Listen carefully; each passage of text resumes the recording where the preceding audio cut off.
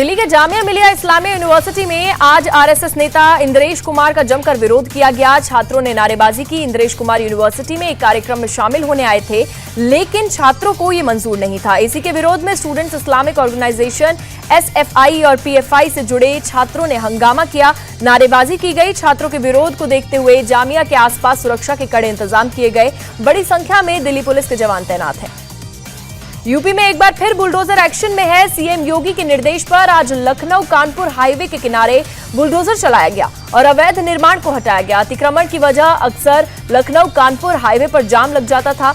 जाम को लेकर सीएम योगी ने अधिकारियों के सामने अपनी नाराजगी भी जाहिर की थी। इसके बाद एलडीए हरकत में आया और अवैध निर्माण को हटाया गया। बुलडोजर एक्शन के खिलाफ स्थानीय लोग काफी नाराज दिखे। लोगों ने आरोप लगाया कि पहले से उन लोगों ने अपनी जमीन छोड़कर घर बनवाया था, लेकिन उसके बावजूद अब उनकी जमा पूंजी को तोड़ा जा रहा है।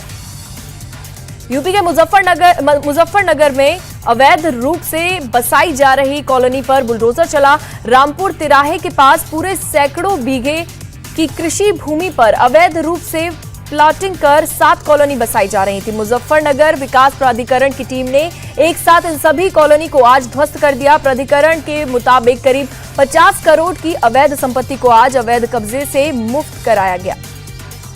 यूपी की तर्ज पर असम में भी अपराध और आतंकवाद के खिलाफ बुलडोजर से एक्शन लिया जा रहा है। बांग्लादेश के आतंकी संगठन से संबंध रखने वाले मुस्तफा के मदरसे को पूरी तरह से ध्वस्त कर दिया गया। मोरी गांव इलाके में मुस्तफा जमीउल हुदा के नाम से मदरसा चलाता था। हाल ही में मुस्तफा को बांग्लादेश के 2 आतंकी संगठनों अंसारुल्लाह बांग्ला टीम और AQIS से संबंधों के लिए गिरफ्तार किया गया है। मुंबई क्राइम ब्रांच ने एक बड़े ड्रग्स रैकेट का भांडाफोड़ किया और 1400 करोड़ रुपए की ड्रग्स बरामद की गई है। पुलिस ने 5 लोगों को भी गिरफ्तार किया। पुलिस के मुताबिक केमिस्ट्री से पोस्ट ग्रेजुएट की पढ़ाई करने वाले एक आरोपी ने नशे का साम्राज्य खड़ा किया था। उसने प्रयोग कर खुद नशीली दवा बनाना सीखा और आरोपी फेक आईडी के जरिए मैसेजिंग ऐप के जरिए कांटेक्ट करता था। महाराष्ट्र के गोंदिया में एक भाई अपने चचेरे भाई पर जानलेवा हमला किया। संपत्ति को लेकर विवाद इतना बड़ा कि आरोपी ने कुल्हाड़ी से हमला कर दिया, जिसके बाद पीड़ित को तुरंत अस्पताल में भर्ती कराया गया, जहां उसकी हालत गंभीर बनी हुई है। कुल्हाड़ी से हमले का वीडियो सोशल मीडिया पर वायरल हो रहा है, जिसके बाद पुलिस ने केस दर्ज कर मामले की जांच शुरू कर दी है। नोएडा के एक होटल में एक लड़की का शव मिलने से हड़कंप मच गया। 26 साल की लड़की ने खुद ही होटल के कमरे की बुकिंग की थी। जब बहुत देर तक कमरे का दरवाजा नहीं खुला तो होटल स्टाफ ने कमरे का दरवाजा तोड़ा। लड़की का शव पंखे से लटकता हुआ मिला। पुलिस ने शव को कब्जे में लेकर पोस्टमार्टम के लिए भेज दिया है और मामला दर्ज करके जांच शुरू कर दी है। लड़की के परिजनों ने एक कांस्टेबल पर रेप और हत्या का आरोप लगाया। यूपी के प्रयागराज से एक दर्दनाक तस्वीर सामने आई है। यहाँ पर एक लाचार पिता को अपने बेटे का शव कंधों पर उठाकर ले जाना पड़ा। पैसे नहीं होने की वजह से अस्पताल ने एम्बुलेंस देने से मना कर दिया, जिसके बाद ये पिता अपने 9 साल के बेटे का शव उठाकर 25 किलोमीटर तक चला। वीडियो वायरल होने के बाद इस मामले में जांच के आदेश दे दिए गए हैं। कमिश्नर ने दोषियों के खिलाफ सख्त कार्रवाई का आश्वासन दिया। नई दिल्ली रेलवे स्टेशन पर सुरक्षा को लेकर एक बड़ी मॉक ड्रिल हुई। ये मॉक ड्रिल आतंकी हमले से निपटने के लिए अजमेरी गेट की तरफ की गई।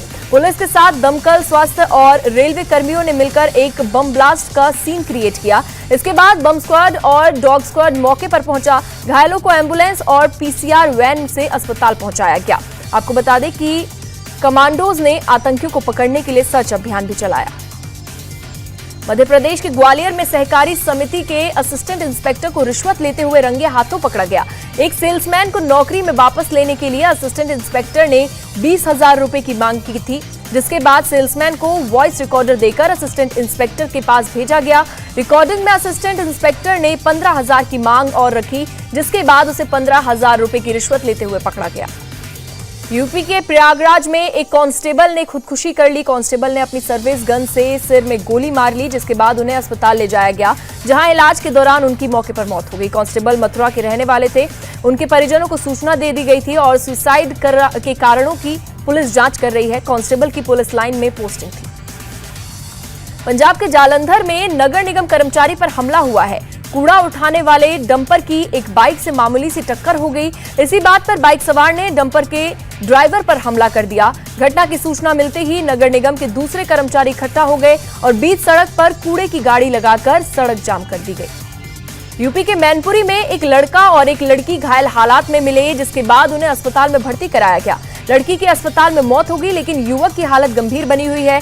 पुलिस के मुताबिक लड़के ने पहले लड़की की हत्या की और फिर खुद अपने सिर में गोली मारकर सुसाइड की कोशिश की। पुलिस को घटनास्थल से एक तमंचा, 3 कारतूस मिले। कानपुर के बड़ा चौराहा पर जर्जर दीवार गिरने से 3 लोगों की मौत के बाद पुलिस अलर्ट मोड पर है। शहर के जर्जर मकानों के सामने पुलिस अनाउंसमेंट कर रही है और लोगों को मकान छोड़कर सुरक्षित जगह पर जाने को कह रही है। साथ ही पुलिस ने चेतावनी दी है कि अगर बारिश की वजह से कोई हादसा हुआ तो मकान में रहने वाले लोग ही जिम्मेदार होंगे और उनके खिलाफ ही एफआईआर दर्ज की जाएगी। कानपुर में 3 दिनों तक भारी बारिश का अलर्ट जारी किया गया। यूपी के मुरादाबाद में छात्रों ने एक टीचर का तबादला रुकवाने के लिए प्रदर्शन किया। डीएम ऑफिस के सामने करीब 100 छात्र छात्राएं इकट्ठा हो गए और सड़क पर चक्का जाम लगाया। बच्चों का कहना है कि स्कूल के 600 छात्रों के लिए सिर्फ 4 टीचर हैं, उनमें से भी एक का तबादला कर दिया गया। वहीं शिक्षकों की राजनीति में स्कूली बच्चों के इस्तेमाल करने से प्रशासन खफा है। मामले में सख्त कार्रवाई के आदेश दिए गए। उदयपुर में फर्जी डॉक्टरों के खिलाफ एक्शन लिया गया। आदिवासी इलाके कोटड़ा में हेल्थ डिपार्टमेंट ने 3 अवैध क्लिनिक को सीज किया और 2 झोला छाप डॉक्टरों को गिरफ्तार किया गया। बड़ी मात्रा में दवाइयां भी जब्त की गई। छापेमारी के समय अवैध क्लिनिक पर मरीजों का इलाज चल रहा था। मेडिकल टीम ने जब फर्जी डॉक्टरों से डिग्री सहित दूसरे दस्तावेज मांगे तो वो नियमों के अनुरूप नहीं निकले। गुजरात के सूरत में दिव्यांग बच्चे जवानों के लिए राखी बना रहे हैं। इन बच्चों को जो डिजाइन दिखा दिया गया जाता है वो उसे बड़ी कुशलता से कॉपी कर लेते हैं। ये राखियां बीएसएफ जवानों के लिए तैयार की जा रही हैं। जवानों को 2000 राखियां भेजी जाएंगी। ये बच्चे पिछले 15 साल से फेस्टिवल आइटम बना रहे हैं और इस बार इन्होंने जवानों के लिए खूबसूरत राखियां बनाने का बीड़ा उठाया। मथुरा के जेल में इको फ्रेंडली राखियां बनाई जा रही हैं। जेल के कैदी अलग अलग पौधों के बीजों से राखियां बना रहे हैं। राखियों के अंदर खीरा, भिंडी, कद्दू जैसी सब्जियों के बीज रखे जाते हैं। रक्षाबंधन के त्योहार के बाद जब इन राखियों को मिट्टी में रखा जाएगा तो इनमें पौधे उग जाएंगे, इसलिए इन राखियों को पर्यावरण मित्र का नाम दिया गया है। राखी के पीछे उनके बीज को रोपित करने के निर्देश भी लिखे हैं। गुजरात के वडोदरा में एक महिला ने अपने हाथ से रामचरितमानस लिखी है। रेखा नाम की इस महिला ने रामचरितमानस के 200 पेज लिखे हैं। लॉकडाउन के समय रामायण सीरियल के प्रसारण से इन्हें रामचरितमानस लिखने की प्रेरणा मिली।